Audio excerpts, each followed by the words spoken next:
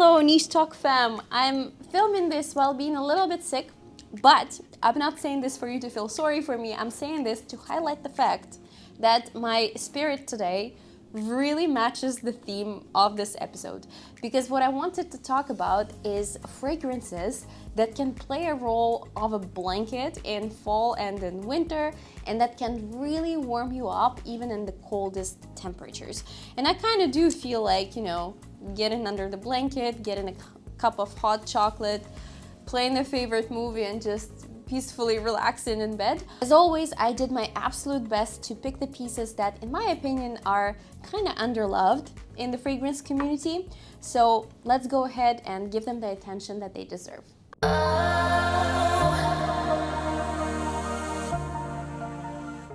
I'm gonna start from my favorite just before, from the House of Oud, which is such a smooth and sensual fragrance.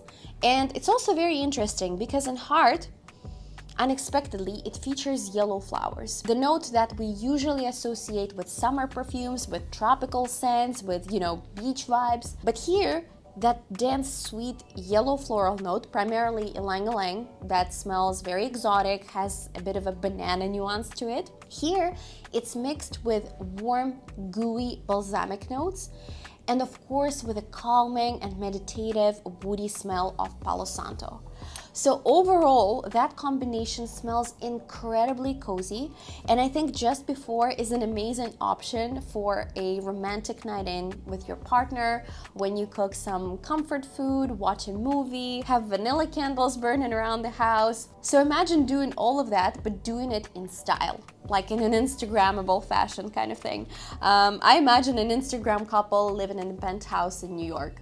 So very smooth, sensual, welcoming, sweet but not overwhelming, yet very expensive smelling fragrance. A perfectly versatile spice bomb, and the fragrance that to me smells like the Indian milky chai drink, Starlight from Xerjoff.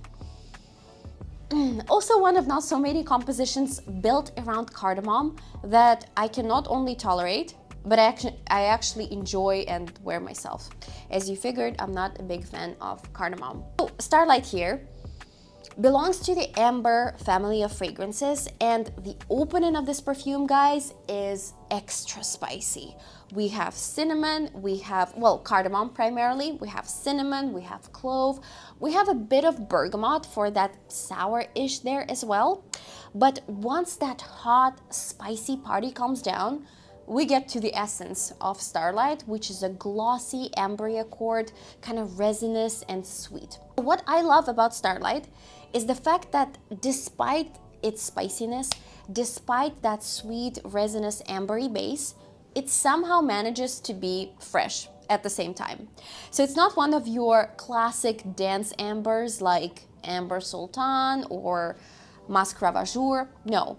It still has some air to it while being extremely warm. And for that reason, I think it's an amazing option as a daytime fragrance for winter or fall. A super classy / classic fragrance from Amouage, Crimson Rocks. I think appreciating this kind of fragrance is a sign of great taste in perfumes. It might have sounded a little snobby, but Crimson Rocks is not an easy perfume, and I can totally see how a lot of people from the first sniff, from the first glance might go, oh, it's too mature, it's too intense. But trust me, it's not. It's a true gem of a rich, balanced, spicy rose perfume. It smells like you took a bunch of rose petals, stuffed them inside an antique wooden jewelry box that has that old velvety finish inside, and sprinkled that with a bit of a cinnamon powder. This composition also has honey, but it's not too thick. It just adds that lightly sweet, bitter, animalic touch to it. Gorgeous perfume with super bold personality. I actually think it's a personality booster. You can wear it to boost that extra chic, well-mannered, powerful, and highly intellectual energy. And definitely not an everyday type of fragrance. Crimson Rocks is your special occasions perfume when you dress to impress. Definitely one of my top 3 fragrances from Wilhelm Perfumery, Faces of Francis. delicious, smoky, woody, ambery fragrance. It features aldehydes and saffron in the opening, but don't be confused with aldehydes because it's actually very, very warm. Warm, woody, but very diffusive. So it really fills up the room and it leaves a nice, delicious, very noticeable sillage. The star of the show, of course, is the pistachio note. That's what Faces of France is known for. To me, the pistachio in heart smells more like a toasted pistachio paste with that creaminess to it, and it's framed with dry woods, with vetiver, with oud, has a bit of a balsamic nuance in the base as well. I love wearing Faces of Francis in winter because I think the smokiness is a little bit less vibrant in colder temperatures, and what I get more of is that tasty, creamy nuttiness.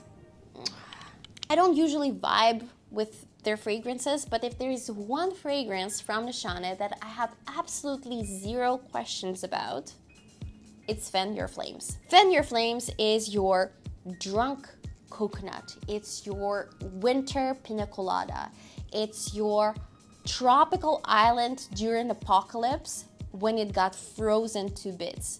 It's a beautiful fragrance that features many gorgeous things in the pyramid, but in a nutshell, it smells like you took a cedar barrel, filled it with rum, and put a bunch of coconuts and tobacco leaves soaking in there. I wore Fan Your Flames in -40 in Russia, and I can tell you it was one of the most beautiful things that I've ever done because the creaminess with the sweetness, but with so much texture and such a prickly nature to it, created just a mind-blowing effect. And apparently this fragrance makes me very emotional, but I think I said the most important things. You got the point. Try Fan Your Flames as soon as temperatures start to drop. Well, I feel like I got better while filming this episode, so I hope you really enjoyed it. Please share your favorite fragrances for fall and winter that warm you up, that keep you cozy. Like this video, subscribe to the channel. As always, I will see you in the next video.